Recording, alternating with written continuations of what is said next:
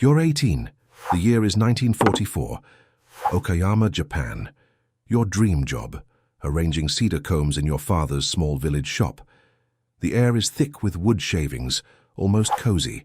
Behind you, your old man hums a low drone, his blade scraping wood in a timeless rhythm. Through the open door, the cicadas buzz like a broken record, adding to the suffocating heat. It's the predictable boredom, the sticky warmth, a simple life passed down through generations. Then, clink. The shop bell. You look up expecting a local farmer, a gossiping elder. Nope. Just polished black boots, a crisp uniform, and a face carved from stone, devoid of emotion. It's the Imperial Navy recruitment officer, and he's here for you. He slaps 3 papers onto your counter. Thwack. They feel less like forms and more like eviction notices from life itself.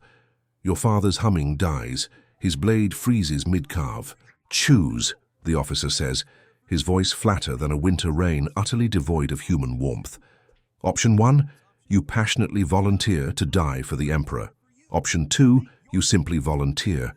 Option 3, you do not volunteer to die for the Emperor. Sounds like a buffet of bad decisions, right? Wrong. Your name, handwritten with terrifying precision, is already printed on all 3. Everyone will know what you picked. Opting for 3 is like tattooing coward across your family name. But even that won't save you. Just ask poor Kota, who declined, only to find his name proudly listed as a volunteer. The officer leaves, a perfect 100% sign-up rate secured, proving bureaucracy can indeed conquer death. You reach for the pen. It feels less like a writing implement and more like a shiv. The sweet cedar scent now smells suspiciously like a funeral pyre. Welcome to Japan's Special Attack Force. They named it after a divine wind. You are that wind, and you're expected to explode on contact. 3 days. That's all the time you get before flight training begins. Not at a fancy academy, mind you.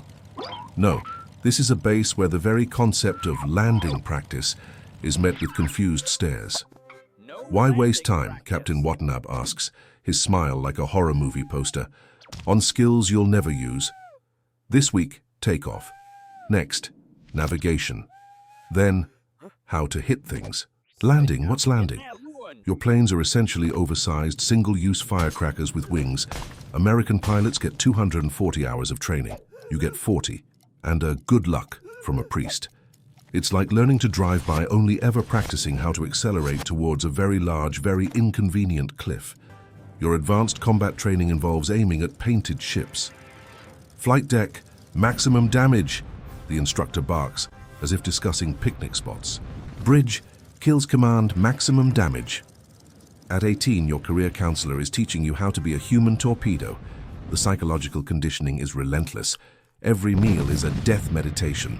Chew your rice, contemplate oblivion. Every evening, write letters explaining how awesome it is to die in a fireball. They're obsessed with cherry blossoms. They bloom briefly, beautifully, then fall. Commander Takagi sighs, gazing at a distant tree. Just like you. For the Emperor, you start to believe it. Because admitting you've joined a death cult is simply too terrifying, and the Emperor himself, a living god, not metaphorically, not godlike, literally, a bespectacled deity who apparently needs corrective lenses to peer into your divine destiny.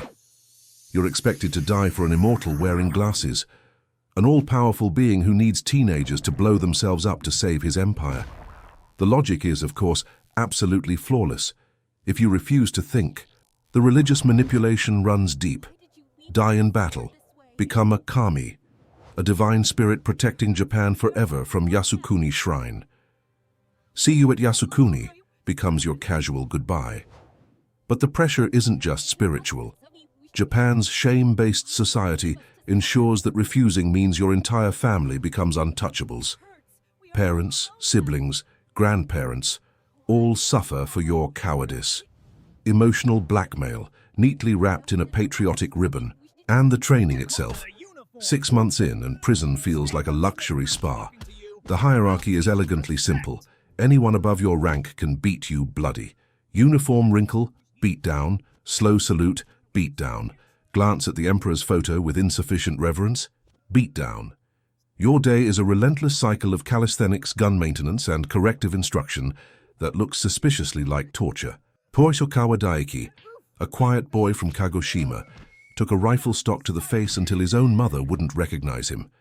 His bunkmate, head slammed into concrete, never seen again. This brutal treatment almost makes the kamikaze missions a welcome prospect. At least flying into a destroyer means the pain stops. Death becomes less terrifying than another day of systemic, soul-crushing brutalization. These beatings aren't random, they're psychological warfare, designed to shatter your will, forging you into a compliant, self-destructing weapon. One evening, polishing your boots, a folded paper slides into your hand. "From my cousin," Yamamoto whispers. "Keep it hidden." A cramped, desperate scrawl. I struggled to convince myself I had to die. My death would be pointless. My family would die in the gutter, even if Japan won. You look up. Who wrote this? A student pilot from Kyushu, a philosophy major before they yanked him from class. Now they're grabbing all the young ones. 3,000 teen conscripts, university boys. Almost no academy officers volunteered. The paper feels heavy, not with paper, but with crushing truth. You'd been told kamikaze was the purest form of honor. But here, in smudged ink, was proof. It was just another order, dumped on those too young to refuse, too conditioned to question. The final flight, a flying coffin, spring 1945. You're 19, your number's up. You crouch inside the Okas, a glorified winged torpedo, slung under the belly of a lumbering G4M Betty bomber. It's basically a flying coffin, and you're the payload. Top speed? Enough to guarantee your demise. Maneuverability? Like a falling anvil. Survival rate? We don't discuss that. The send-off is pure theatrical absurdity. A white headband tight across your brow. A shallow cup of ceremonial sake, tasting like pure, unadulterated regret. Speeches about joining ancestors in glory. Mechanics bowing, either out of genuine respect or because they know they'll never see you again. The Betty groans into the sky, its engines straining under the weight of so much death. You're crammed in, explosives surrounding you. 30 minutes of being cargo, locked under that bomber. The Pacific stretches blue and indifferent below. Just endless water and the inside of your helmet. The release and the plunge. Then the radio crackles. Approaching target zone. USS Maynard label spotted. Prepare for release. A violent shudder. And suddenly you're free. The Betty peels away, leaving you alone in the vast, indifferent sky. You hit the rocket switch. The acceleration slams you into your seat, stealing your breath. Your vision tunnels as the altimeter needle blurs past 600 meters in seconds. A gut punch of speed that makes maneuvering pointless and survival impossible. The destroyer swells, grey steel slicing through white waves.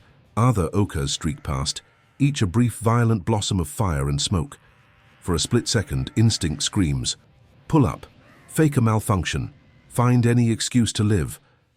But there's nowhere to go. Your Oka has no landing gear, no excess fuel, no radio home. It was never designed for return trips. The last 3 seconds and the revelation. The months of conditioning kick in. The shame of letting your family down, the promise of Yasukuni Shrine, the cherry blossom metaphors. All the slogans flood your mind, drowning out the one sane thought. This is insane. You think of your mother perhaps setting out rice before your photo, blissfully unaware her son is seconds from becoming ocean debris.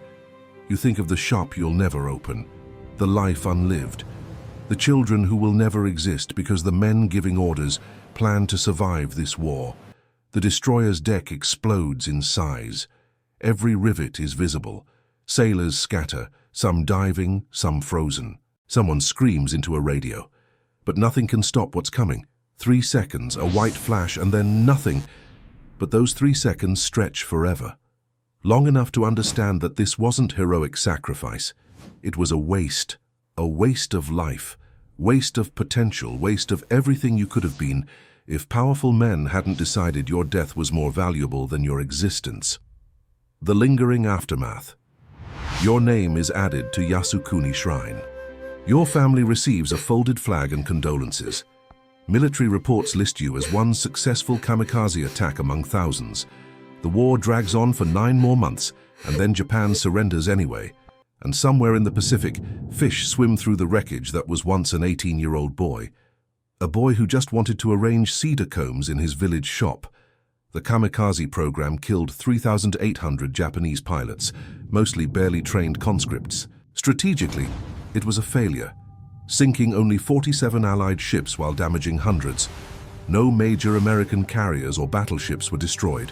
Some historians even suggest it pushed the US towards the atomic bombs. Their final letters, full of fear and love, not fanaticism, paint a starker picture. They weren't born to die. They were convinced their deaths mattered more than their lives. That's a truth no cherry blossom metaphor can ever make beautiful. At least now you don't have to worry about rent or finding a good comb for your hair. Small victories, right?